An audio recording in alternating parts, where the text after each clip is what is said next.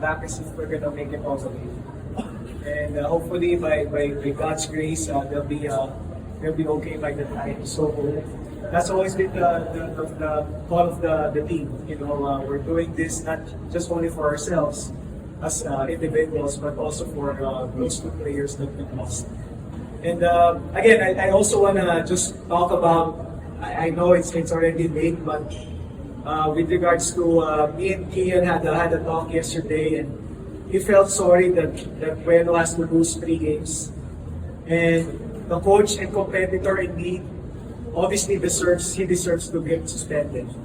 But the father in me is arguing the committee to kind of lower the games because he's not really a bad player. Those opportunities or those incidents really happen. And sana mabigyan pa siya ng chance na makabalik pa because 3 games is gonna be huge for him.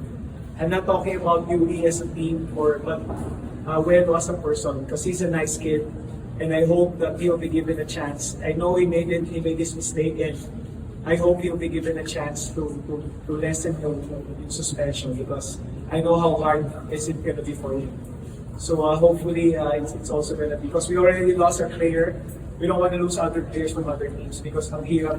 I mean, nasabi mo kanina, it's hard for me to lose Kian and Jacob, Kian and Mason, but I know how also hard it is for Bueno. So hopefully, he will be given at least a fair share of suspension.